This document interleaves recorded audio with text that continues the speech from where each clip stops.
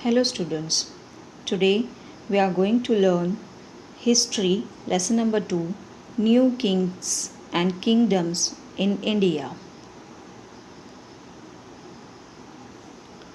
The 7th century witnessed the emergence of big landlords or chieftains in various regions of the subcontinent. They were often considered as subordinates or samantas to the kings. They offered extravagant gifts to the kings. Also, they maintained small armies which were used by the kings in the times of war. Over the period, many chieftains or samantas became very powerful. Some of these chieftains became ambitious and asserted their independence and set up their own small kingdoms. The Rashtrakuta, Gurjaras, and Pratihara dynasties are the instances. So, in this lesson, we are going to learn the Rajputs, Gurjara Pratiharas, Palas.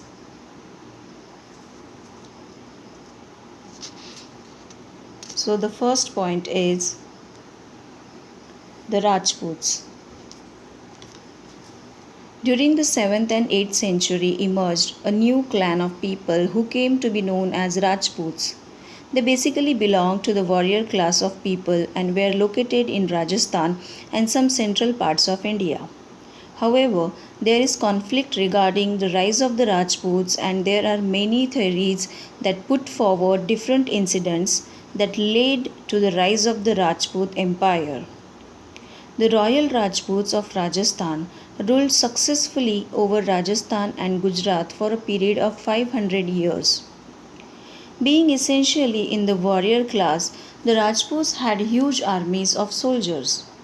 There were bodyguards who were very loyal to their masters. In fact, the Rajputs were known for their loyalty and trustworthy nature. The Rajputs were skillful warriors and followed a strict code of conduct when it came to waging a battle and driving away an enemy. There are many tales and folklores about the bravery of the Rajputs. The Rajputs were God fearing people and were devoted to Vishnu, Rama, and Sun God. The Rajputs were known for their unique architectural wonders and built many places and forts in and around Rajasthan and Gujarat. The forts and temples they built then still stand strong and provide a glimpse of the royal heritage of the Rajputs. Once a warrior saint, Parshurama, got very angry and destroyed all Kshatriyas. As a result, there were no warriors left. Therefore, all the Brahmanas got together and decided to do something about it. They organized a large fire pit at Mount Abu. After many chants and prayers, 4 warriors emerged from the fire pit. It is believed that these were the ancestors of the Agnikulas. Many Rajput dynasties ruled small kingdoms. They called themselves Rajput or Rajputra, meaning son of a king. There are many theories about the origin of the Rajputs. Some call themselves Suryavanshi, descendants of the sun god, or Chandravanshi, descendants of the moon god. Some were called Agnikulas. They are believed to have been born out of a fire pit. The Rajputs were courageous and valiant. However, they constantly fought amongst themselves to show off their strength. Therefore, they could not set up a unified empire. Several small dynasties belonging to the Rajputs gradually rose to power and established their supremacy. Some of these were Pratiharas and Rashtrakutas and the Palas.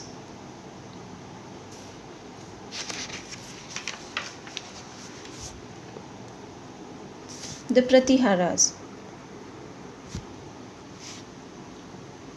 The Gurjara Pratiharas were instrumental in containing Arab armies moving east of the Indus River. Nagabhata defeated the Arab army under Junaid and Tamin during the Caliphate campaign in India. Under Nagabhata too, the Gurjara Pratiharas became the most powerful dynasty in northern India. He was succeeded by his son Ramabhadra, who ruled briefly before being succeeded by his son Mihira Bhoja. Under Bhoja and his successor Mahendrapala, the Pratihara Empire reached its peak of prosperity and power. The Pratiharas established a large empire in the region of Gujarat and Rajasthan from 6th to the 18th century CE. This dynasty was founded by King Harishchandra. He was a Samanta of the Rashtrakuta dynasty. Nagabhata first ascended the throne in the 8th century. His capital was Ujjain. He fought many wars and extended his empire. He also defeated the Arabs and prevented their entry into India. The Pratiharas were involved in a constant conflict with the Rashtrakutas and Palas. All the three dynasties wanted control over Kannauj. Under the rule of King Bhoja, Kannauj came under the Pratihara rule. The power of the dynasty began to decline in the middle of the 10th century CE.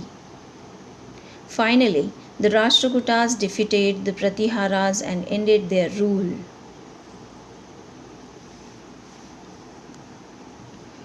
The Palas. This dynasty was founded by Gopala, who ascended the throne in 750 CE. He brought peace and prosperity to his empire and also extended it. He looked into the welfare of the people. The Pala Empire can be considered as the golden era of Bengal.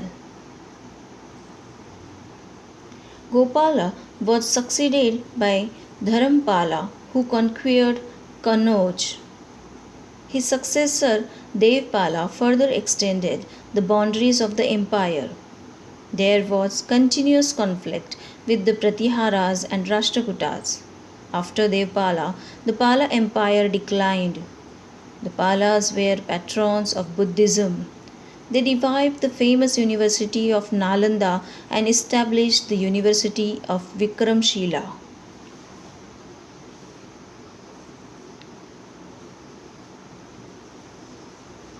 Dharampala became ruler after Gopala in about AD 780. He undertakes the expansion of his empire. Dharampala defeated Indrayudha, the king of Kannauj, and installed his nominee Chakrayudha to the throne of Kannauj. Dharampala held grand darbar at Kannauj, which was attended by several kings. However, he could not consolidate his position. Rashtrakuta king Dhruva defeated Dharampala near Mongayar, which is in Bihar, in a battle. The Rashtrakutas. Originally, the Rashtrakutas were Samantas of the Chalukya dynasty in Karnataka. The founder of this dynasty was Dandi Durga. He defeated the Chalukyas of Badami and became a sovereign. He performed the Hiranaya Garbha ceremony. The Rashtrakutas built a huge empire which included Maharashtra, Andhra Pradesh, and Karnataka. The capital was Manyaketa in Karnataka. This dynasty produced many famous kings. The Rashtrakutas were well known for patronizing art and architecture. They built the famous Kailasa temple in the Ellora caves. The Elephanta caves near Mumbai were also made by them. Administration, land revenue, and land grants. In these kingdoms, though the king was the supreme authority, the Samanta and the associations of peasants, Brahmanas, and the traders were also powerful. The king obtained resources through taxes levied on common people. The tax could be in kind, in which they had to give a portion of what was produced to the king. Traders also had to pay revenue. The king needed resources for the administration, to fight wars, to construct temples and forts, and also for the royal expenses. Money spent on wars yielded returns after victory in the form of war booty, more land acquisition, and access to trade routes. The king appointed officials, often from within the family, for revenue collection. The Brahmanas were commissioned to write prashritis.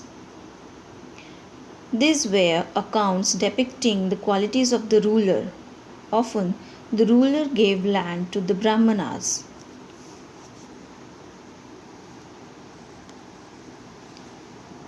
The tripartite struggle. Kannauj was located in the fertile Gangetic plains and hence coveted by all the dynasties. It was believed that whoever had control over Kannauj would have access to rich agriculture, minerals, and booming trade of the entire region. Thus, all the three dynasties were eager to conquer Kannauj. The constant struggle for Kannauj is known as the tripartite struggle. This went on for about 3 centuries and weakened all three dynasties. The other important Rajput dynasties were Chauhans, Chandelas, Gahadwalas, and Parmaras. They lacked unity and were in conflict to establish their own supremacy over another. The Cholas. The Cholas occupy a vital place in history. They were a powerful dynasty from the 9th century onwards. The dynasty was founded by Vijayalaya in 850 CE. His capital was at Tanjore. Raja Raja and his son Rajendra I were the greatest Chola rulers. Raja Raja. He was an excellent commander and defeated the Pandyas and the Cheras. He was also a good sailor and commanded an impressive navy. He conquered the Kalinga kingdom and annexed parts of northern Ceylon and even conquered the Maldives. Rajendra I. He conquered the Sumatra Islands, Ceylon, and many places in the Malay Peninsula. He went northwards and defeated King Mahipala of Bengal. On his return, he built a new capital, Gangai Konda Cholapuram, city of the Chola conqueror of the Gangas, and assumed the title of Gangai Konda Chola or the Chola conqueror of Ganges. He even performed the Ashwamedha sacrifice. He maintained friendly relations with China and carried on trade with it. Foreign invasion in India. Turkish invasion. Muhammad of Ghazni. Muhammad of Ghazni was the Sultan of the Ghaznavid dynasty of Afghanistan. He was extremely courageous and ambitious. He wanted to make Ghazni rich and powerful. He was attracted to the wealth of India and wanted to plunder it. He invaded India 17 times from 1001 CE to 1025 CE. His targets were wealthy temples against which he carried out successful expeditions. He looted and destroyed the rich temple towns of Thanesar, Mathura, Dwarka, and Nagarkot. Mahmud's most important expedition was against the Somnath temple of Gujarat. In 1025 CE, Mahmud used the wealth to create a beautiful Ghazni. He built libraries, mosques, garden, a university and a museum in Ghazni which also became a center of fine arts and culture.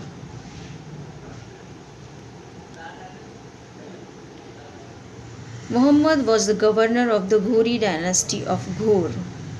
He conquered Punjab, Multan and Sindh and attacked Prithviraj Chauhan, the Rajput ruler of Delhi. Muhammad Ghori appointed Qutb ud-Din Aibak as his viceroy in India. He was also attracted to the wealth of India.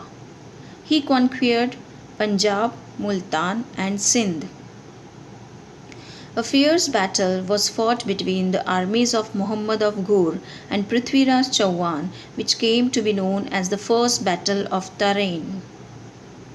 The Rajput army defeated the Muslim army and Muhammad was badly injured and was captured as prisoner. Prithviraj later unpardoned and released him.